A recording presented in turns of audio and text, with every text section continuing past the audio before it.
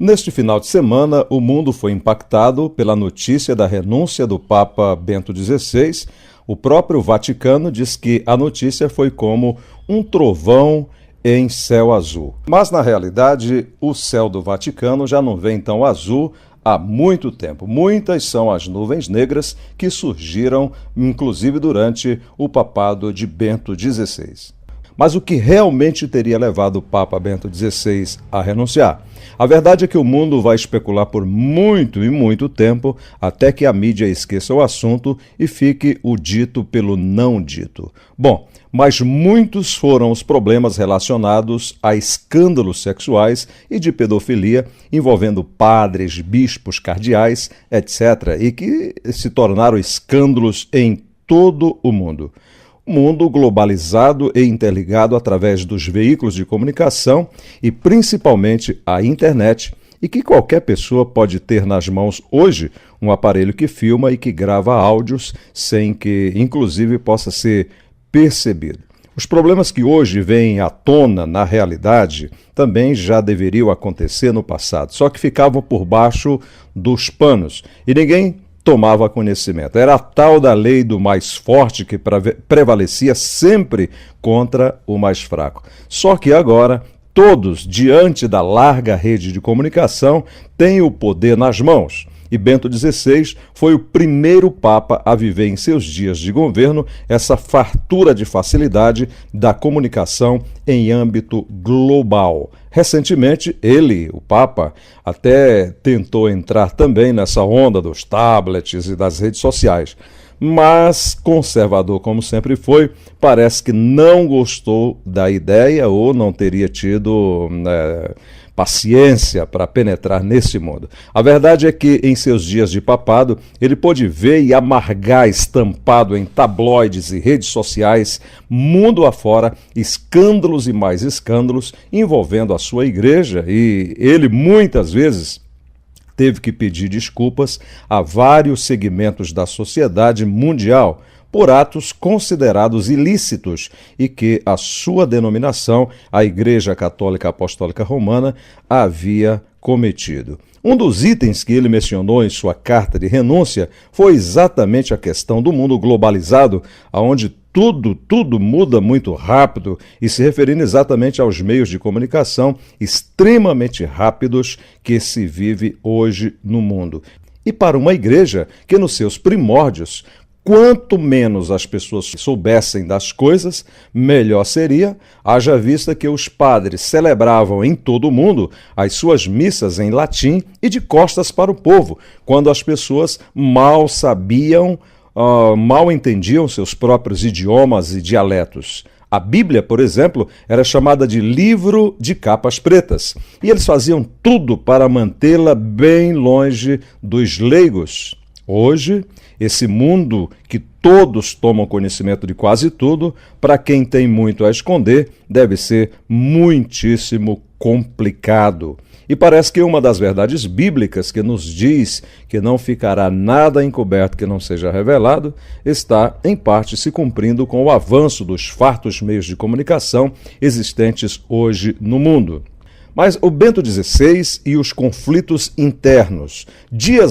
Recentemente, dias antes do Papa renunciar, o ministro Vincenzo Paglia, ministro lá para as famílias do Vaticano, ele encorajou o reconhecimento de direitos civis de uniões fora do casamento, inclusive entre pessoas do mesmo sexo. E em seguida, durante uma coletiva de imprensa, Paglia disse que estas são situações que o Estado deve resolver para combater injustiças e discriminações. O ministro, que costuma ter um pensamento aberto em relação aos temas sociais, disse horas depois, em entrevista à rádio do próprio Vaticano, que suas declarações em relação ao casamento gay tinham sido mal interpretadas. Bom, mas agências de publicidade do mundo inteiro, como a Reuters, por exemplo, que distribuiu para o mundo inteiro essa semana uma matéria dizendo que o Papa Bento XVI deixa o cargo sem, na realidade, ter conseguido acabar com os abusos sexuais de clérigos contra menores, né, com a já conhecida cultura de sigilo que alimentou o escândalo.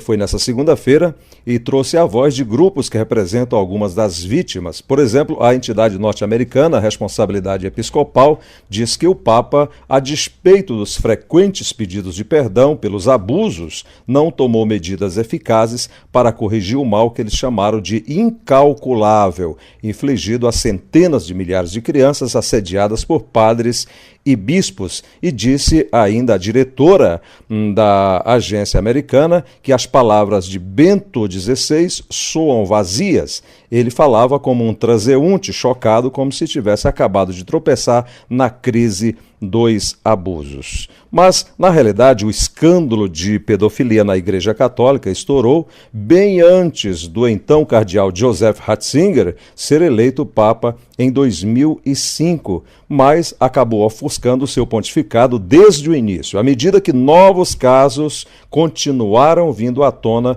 no mundo todo. Centenas de vítimas vieram a público com devastadores relatos sobre abusos sofridos nas mãos de padres e, em alguns casos, por anos a fios, causando assim graves danos psicológicos. Mas pouco antes de assumir o cargo, Ratzinger falou em limpar a sujeira da igreja e posteriormente manifestou profundo remorso pelos danos. Mas o choque sentido em todo o mundo católico contribuiu para uma constante sangria de seus membros. Ele falou publicamente sobre a crise, aliás, mais do que o seu antecessor, que foi o Papa João Paulo II, mas isso por si só não é nenhum feito, disse em nota uma outra entidade, que é a SNAP, que também defende vítimas dos abusos. E os críticos mais ferozes acusam Bento XVI de cumplicidade direta com o acobertamento para proteger a imagem da Igreja. Mas, voltando um pouco lá atrás, como chefe da congregação para a doutrina da fé, antes da sua ascensão a Papa, sob o nome de Bento XVI, o então cardeal Ratzinger era responsável, veja só, responsável por investigar casos de abusos sexuais e por formular a resposta da Igreja a uma crise que vinha se formando desde o ano de 1981. Ele ascendeu ao topo da hierarquia católica logo depois de sua congregação receber cerca de 3.000 denúncias de abusos nos anos de 2003 e 2004. E se estendeu. Veja que o escândalo continuou ao longo do pontificado desse religioso conservador.